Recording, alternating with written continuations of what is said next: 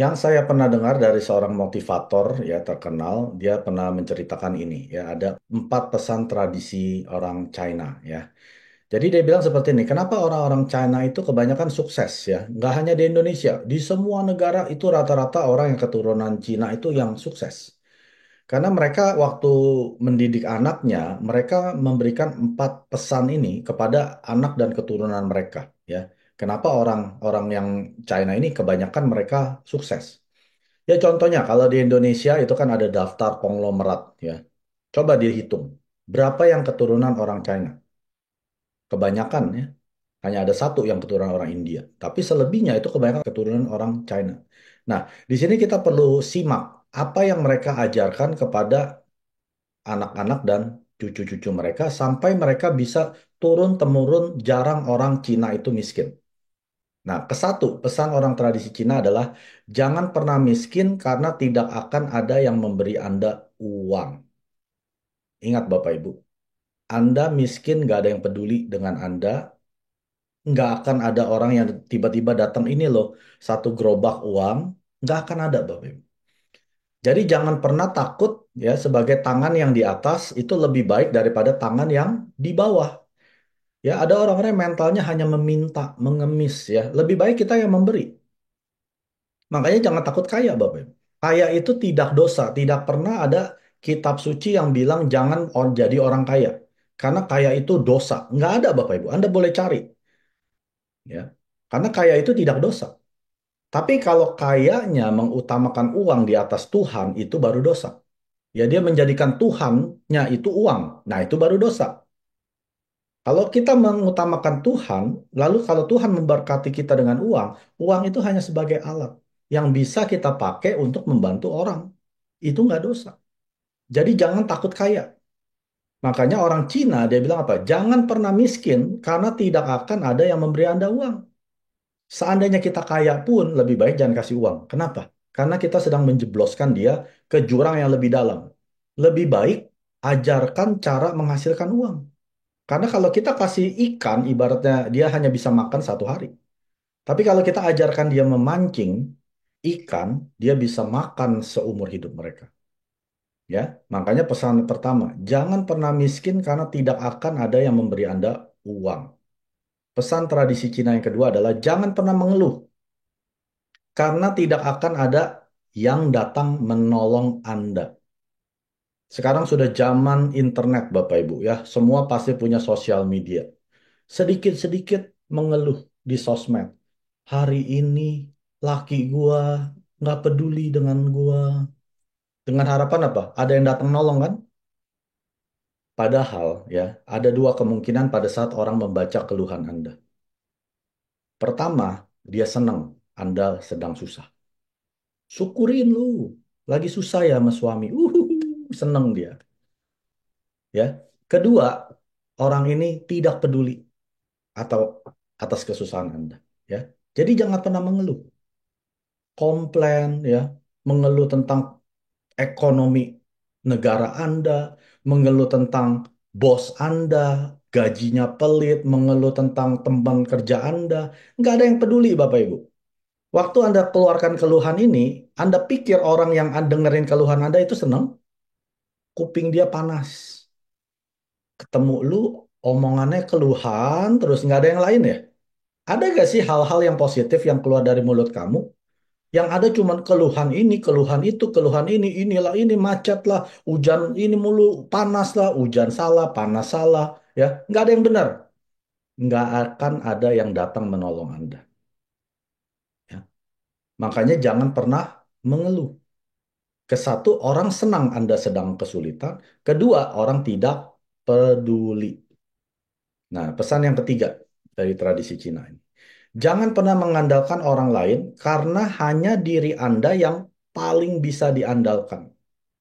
Jangan pernah bergantung kepada siapapun, Bapak Ibu. Sponsor saya nggak pernah bantuin saya, nggak pernah isiin orang, nggak pernah isiin PV. Member saya nggak ada yang belanja, ya. Nggak tahu tuh pada ngapain sih mengandalkan orang lain, padahal diri Anda yang paling bisa diandalkan.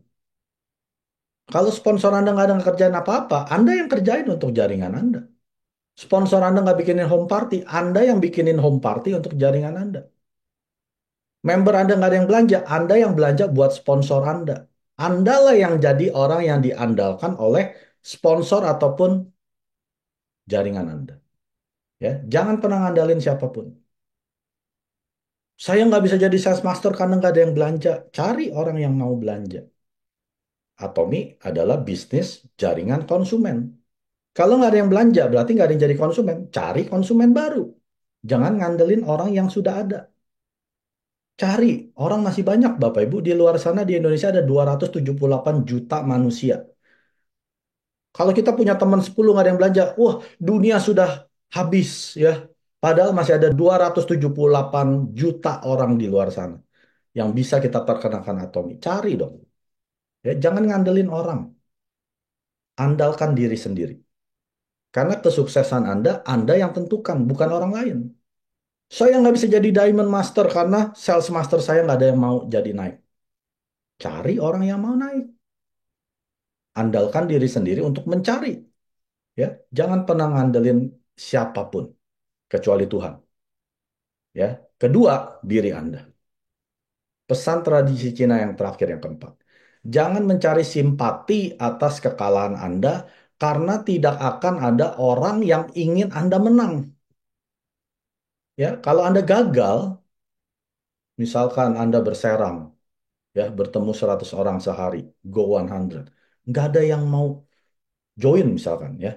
Wah, Anda kemana-mana cerita. Aduh, hari ini gua go 100 berserang nggak ada yang mau loh, nggak ada yang belanja, nggak ada yang mau join dan lain sebagainya ya. Anda sedang mencari simpati. Aduh, kasihan ya.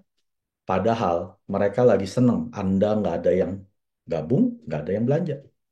Ya, kegagalan Anda, mereka seneng.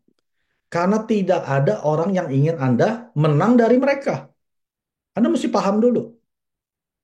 Jadi waktu kita cari simpati, tanya ke diri Anda. Anda sedang ngapain?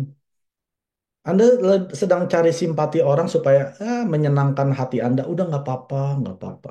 Padahal dia lagi seneng. Karena Anda di bawah mereka. Ya, karena teman Anda ini sifatnya adalah kompetisi dengan Anda. Apalagi kalau Anda sudah besar dari kecil dengan mereka. Ya, TK dengan mereka, SD dengan mereka, SMP, SMA, sampai kuliah, sampai pacaran, sampai menikah dengan mereka. Mereka itu kompetisi dengan Anda. Jadi jangan cari simpati dengan orang seperti ini. Dia nggak senang kalau Anda di atas mereka. Ya, jadi jangan cari simpati ke siapapun. Kekalahan Anda adalah pembelajaran Anda supaya Anda lebih baik daripada kemarin. Pecut diri Anda. Hari ini saya gagal. Nggak apa-apa. Besok saya berserang, saya akan lebih baik. Nggak usah cari simpati ke sana sini. Aduh, gue capek deh. Hari ini udah capek loh, udah investasi 4 jam, 8 jam ya.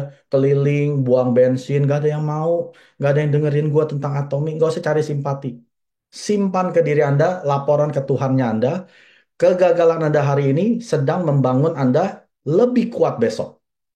Kegagalan besok lebih kuat lagi besoknya. Ya, karena tidak ada orang yang ingin Anda menang kecuali diri Anda sendiri. Ya, Anda bisa laporan ke orang tua Anda. Saya yakin orang tua Anda mau Anda menang. Setelah itu tidak perlu, termasuk pasangan Anda. Jangan dipikir suami saya nih support saya.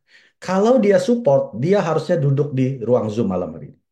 Kalau dia tidak duduk di ruang Zoom malam ini, dia tidak support Anda. Jangan cari simpati kepada pasangan Anda yang seperti ini. Mereka tidak akan support Anda.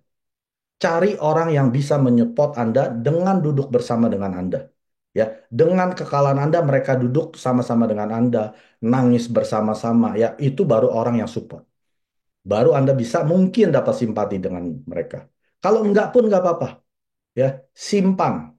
Kegagalan Anda sedang menguatkan Anda supaya Anda bisa lebih kuat besok sampai Anda jadi pemenang.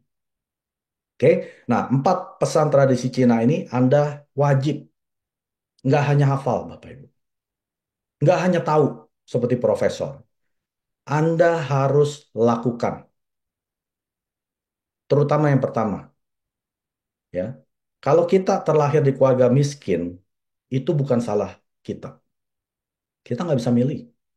Mau lahir di keluarga mana, Tuhan yang tentukan. Ya.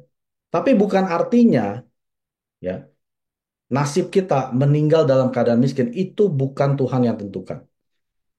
Kalau kita lahir miskin, belum tentu kita meninggal dalam keadaan miskin. Belum tentu.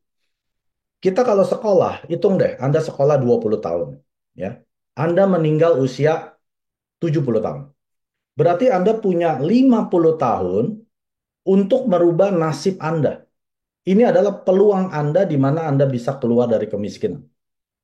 Jadi nggak ada istilahnya, saya memang sudah dilahirkan miskin, pasti akan meninggal dalam keadaan miskin. Nggak ada seperti itu. Anda diberikan 50 tahun untuk berjuang keluar dari kemiskinan Anda. Anda yang putuskan, Anda yang tentukan, Anda yang ciptakan sendiri. Jadi kalau Anda meninggal dalam keadaan miskin, itu sudah pasti salahnya Anda, bukan salah orang tua Anda. Ya, salah diri Anda. Kenapa dikasih waktu 50 tahun masih miskin? Ya. Jadi jangan pernah miskin karena tidak ada orang yang memberi Anda uang. Anda harus ingat itu. 구독, 좋아요 눌러주세요.